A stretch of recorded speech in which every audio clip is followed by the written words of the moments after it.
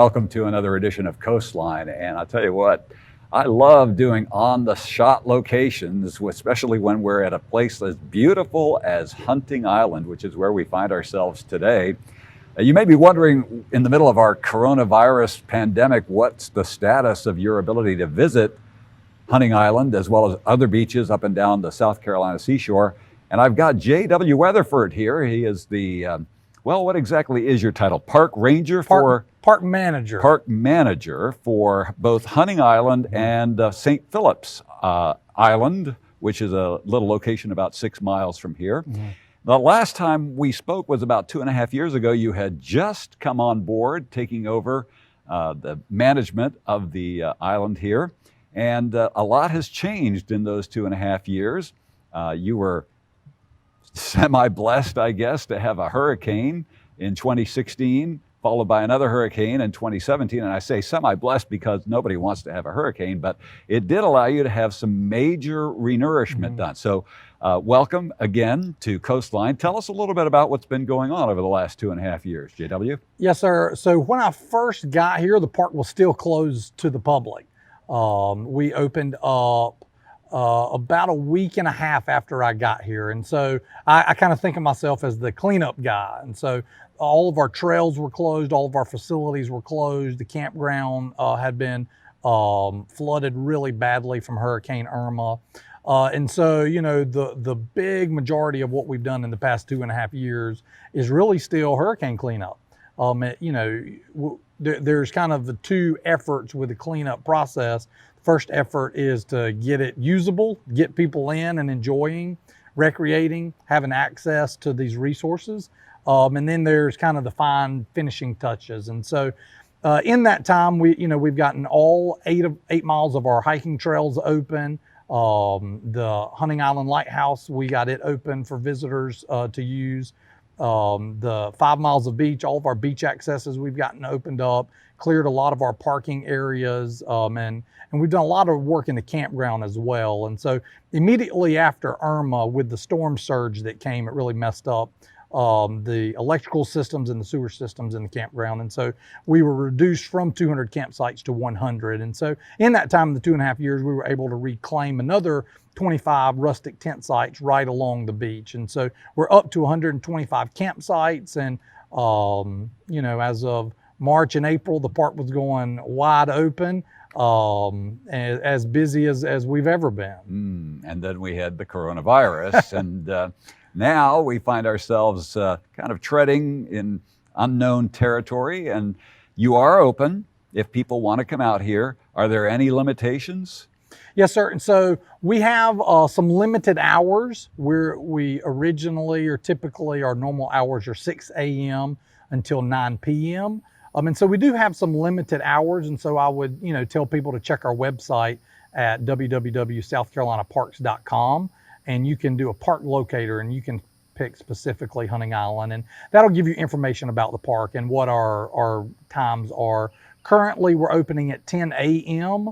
And we're closing at 7 p.m. and that's trying to limit access as well as, you know, protect my staff. And, you know, that's given us, my maintenance staff still coming in at 7. And so that's given us 3 hours to be able to really do deep cleans on the bathroom without the public coming in.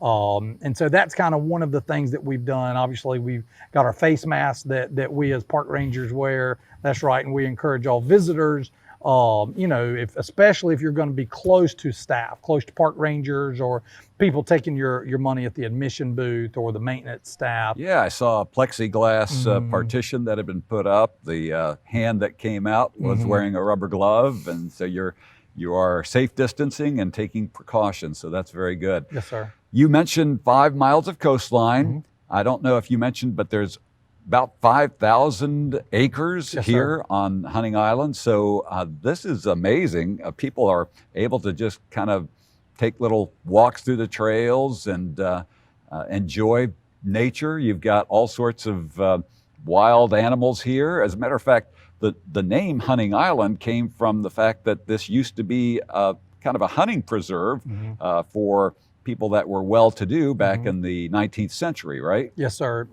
Most of the barrier islands, to include Fripp and Harbor, would have been owned by wealthy, whether they're from the south or from the north. Typically, they would be like a hunt club, and that's really what Hunting Island got its name from originally. It was essentially like a hunting preserve for some wealthy landowners. And Deer, boar, and gators, and I'm sure all sorts of birds, wild turkeys, things like that. Yes, sir. Any of those still hanging around? Yes, sir. All of the above. I have not noticed very much wild boar activity, but I do know historically, you would have seen boar out here, and even the light keepers here at the Lighthouse, they definitely would have had some type of farming, whether they had cows or goats or chickens or pigs. But people that come out the 15 miles from Beaufort or from Ladies Island to Hunting Island, they think that it's somewhat secluded now. But if you think back to being a light keeper in the 1850s and 1860s, where there were no roads to Ladies Island, you're having to take ferries and ferries to even get out here. Sure, yeah. As a matter of fact, when this became an actual state park, it was actually done by the Great Depression Conservation Corps that drew up as part of the ways to give people jobs. And so they developed this park as well as the original Hunting Island or Harbor Island Bridge,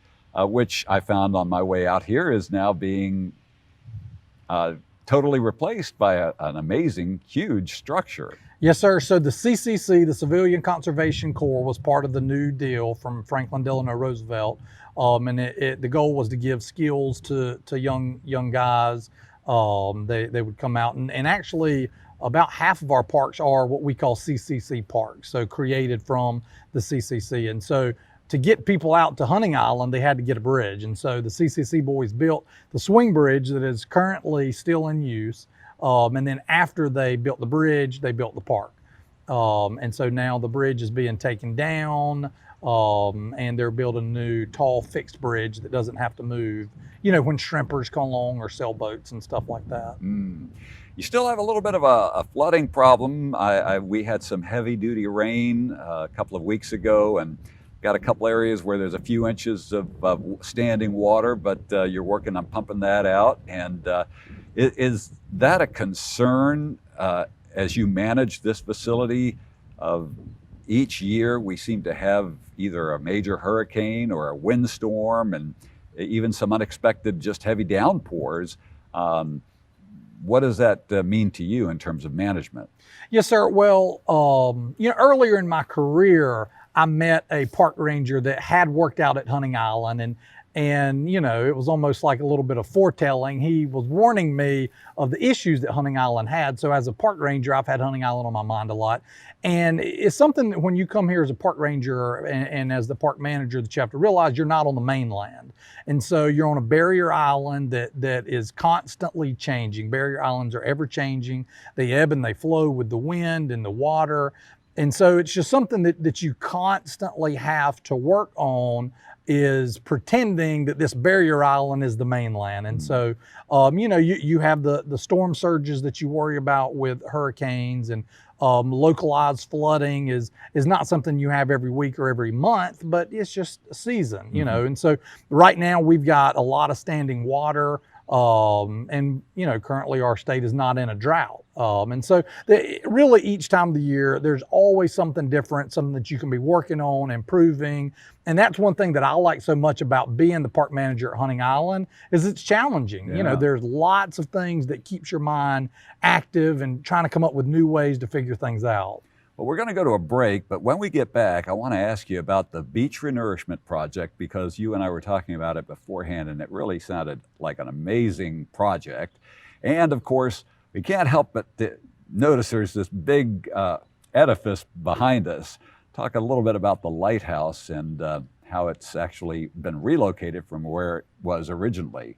And that's coming up in our next segment here on Coastline, and we hope you'll stay with us.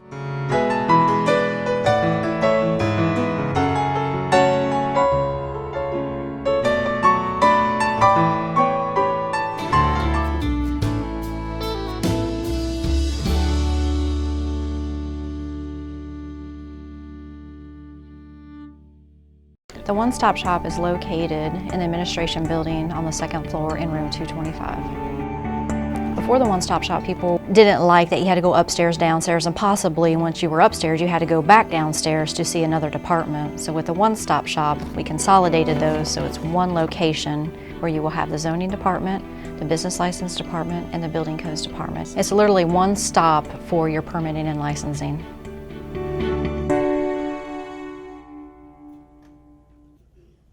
What is the 2020 census? The census counts everyone living in the country, and it records everyone who lives at your address on April 1st. The data can be used to inform important funding decisions that affect your community. Shape your future. Start here. Visit 2020census.gov. Are we there yet? Yep, we're here. It's a short drive from your neighborhood to your naturehood. To find a neighborhood park or green space near you, visit discovertheforest.org.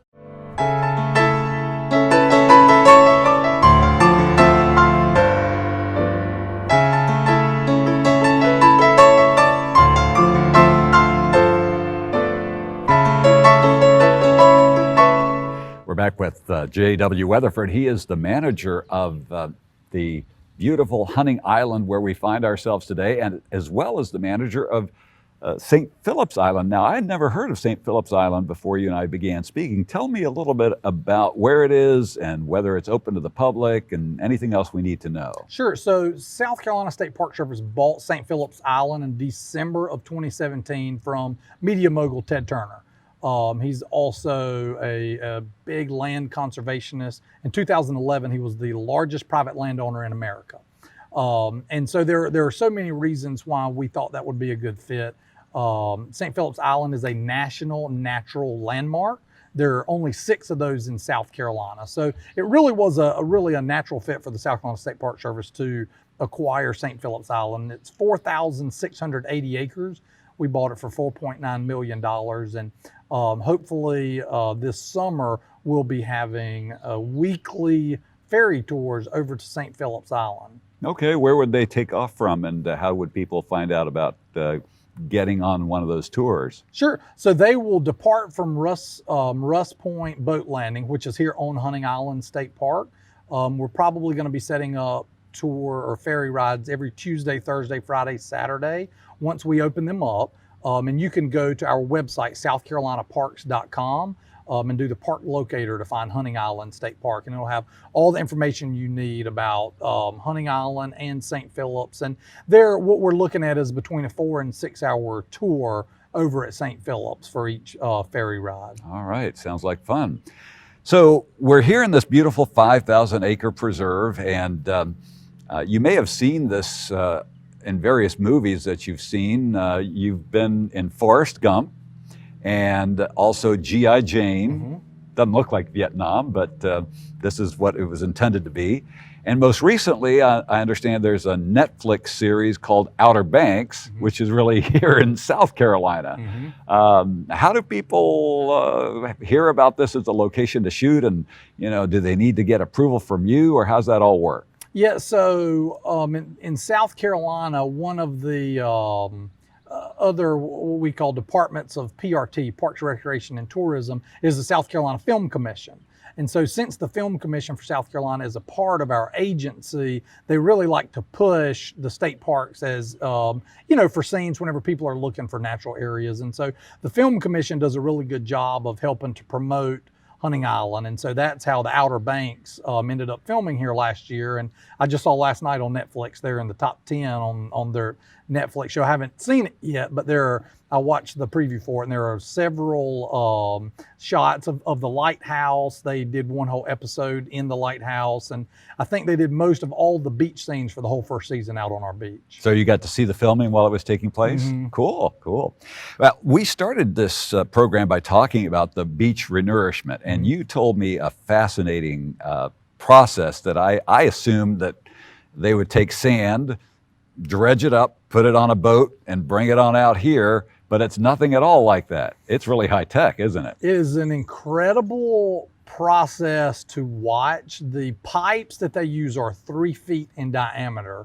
And so the pipes were taller than my 6-year-old son that would come out and watch them pumping sand. And so what they would do, they identified a borrow pit in a sandbar out on the ocean floor about a mile offshore.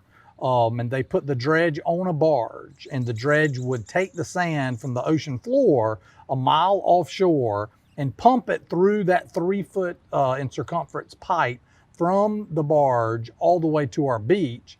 And then they had the pipes, and they would use, 90-degree fittings and 45-degree fittings to direct the sand where they wanted to. And there was literally just a 3-foot large pipe pumping 3 foot of water per second. I mean, it was just incredible to see the amount of sand that they're pumping onto the beach. And it took them about 6 weeks worth of pumping, and they did like 1.2 million cubic yards of sand on our beach. And that kind of brought the elevation up, as well as created 2 miles of sand dunes, which for us, that's our major defense to any storm surge or hurricanes that we have. And that added about 100 feet of shoreline heading towards the ocean, correct? Yeah, and in some areas, almost 200 feet. So Nice. really, they tried to get more of a flat line on the beach, and where our beach had a couple curves where it was kind of washing in more, they would add more there. So they were able to actually direct where they wanted that sand, and that's absolutely amazing. Now, the goal, you indicated to me, was to have a beach renourishment last at least 10 years, because you're experiencing roughly 10 feet of erosion per year? Yes, sir, around 10 to 15 feet per year. And so the goal is, if you can get on a cyclical or a routine basis of beach renourishment once a decade, you don't ever really have to worry about losing any real estate. The goal is to only lose your sacrificial sand, the sand that we know this is not going to stay here forever, but this will help protect the beach and our investment to stay as long as it possibly can. And I kind of talk about it like a vehicle. When you buy your car, especially your first car, you don't expect to give it to your grandchildren, but you still change the tires and put gas in it and put oil in it, because you want it to last as long as you can have it go. And so it's the same thing with beach. You want to maintain that beach. The investment you put into it, you want to be able to keep as much as you can for as long as you can. Yeah, and so now this is the ideal time to come out to Hunting Island, because you've got plenty of treadwear left, using your metaphor there. Yeah. And so this would be a nice time. Now, interestingly, as I was reading the history of Hunting Island, the lighthouse that is behind us is not actually the original lighthouse. The original lighthouse was about 1.5 miles from here, heading out towards the water. So that gives us an idea of how much land has been lost over the last 150 years or so.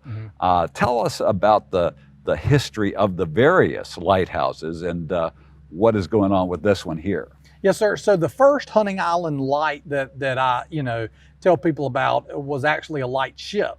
And it was stationed out over Johnson Creek in what they called the treacherous waters. And it's because of so much of the shifting sand, and there were shoals out there and sandbars. And so it has always been treacherous water because it changed so much. And it was just a very dynamic area.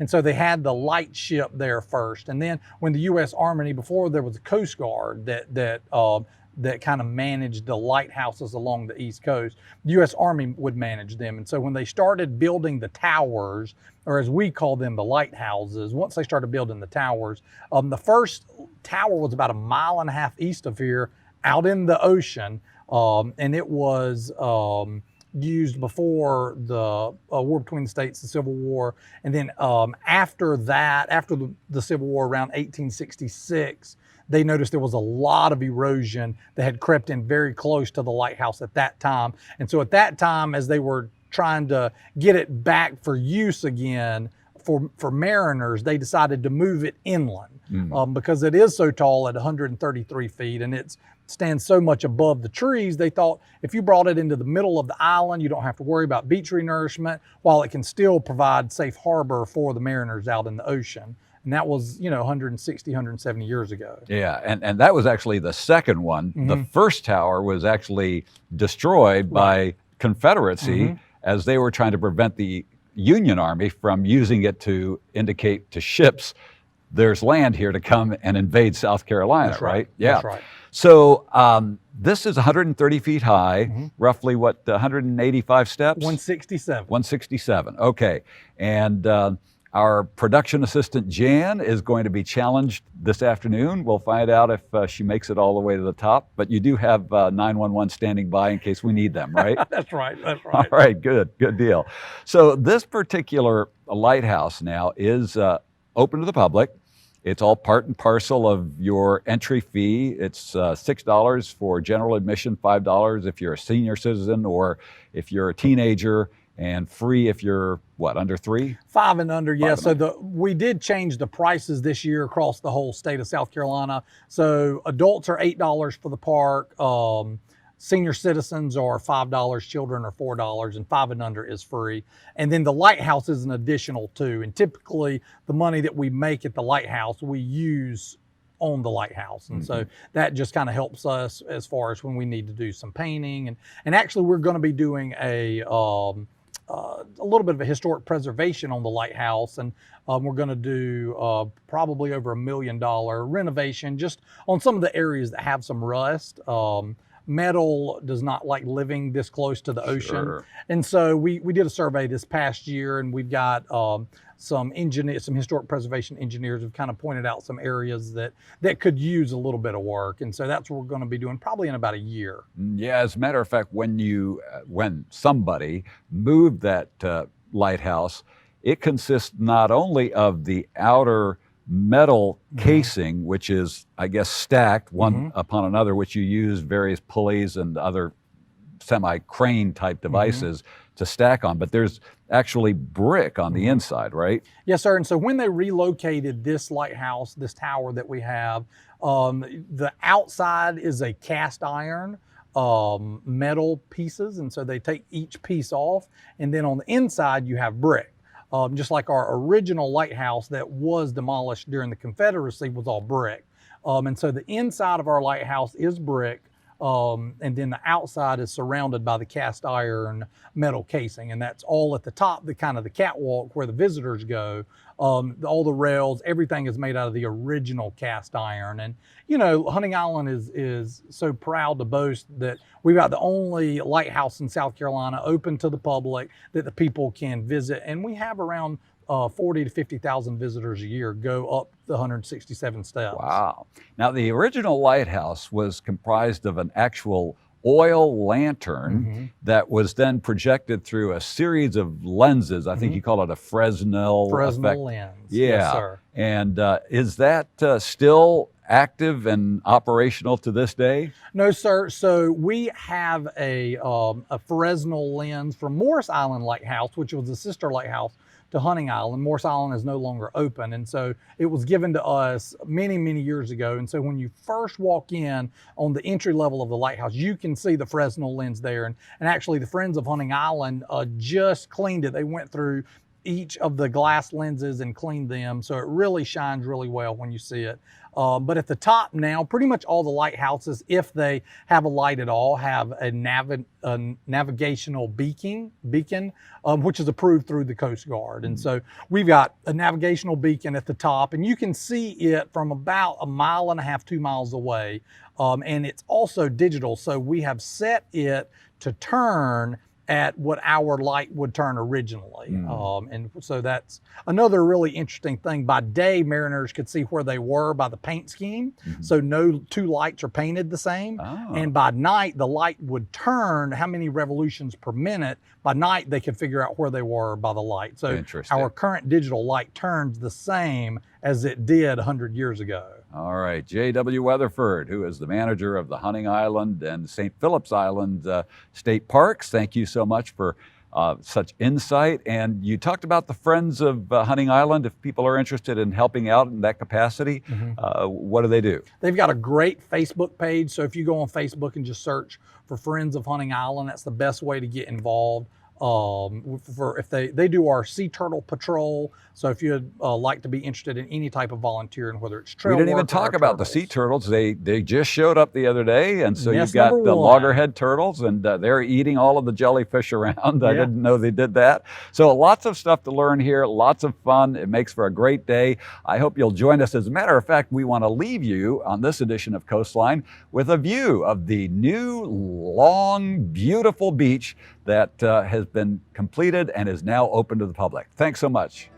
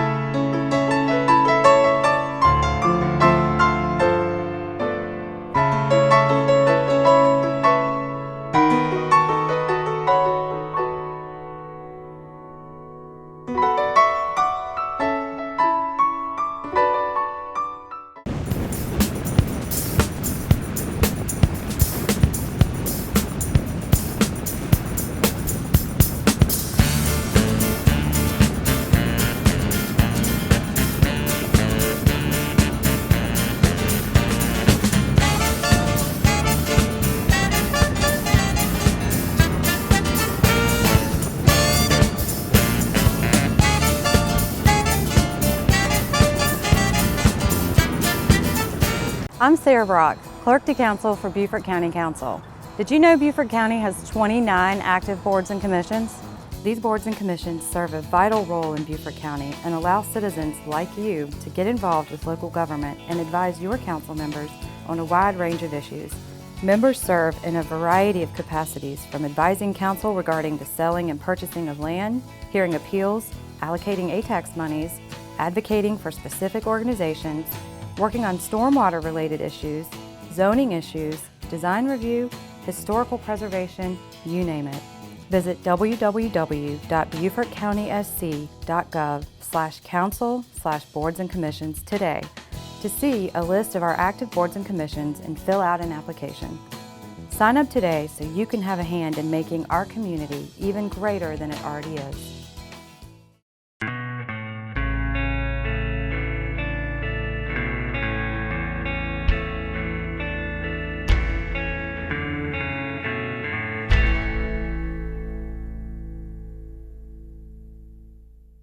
It takes less than 1 minute to find out if you may have prediabetes. You can do it here.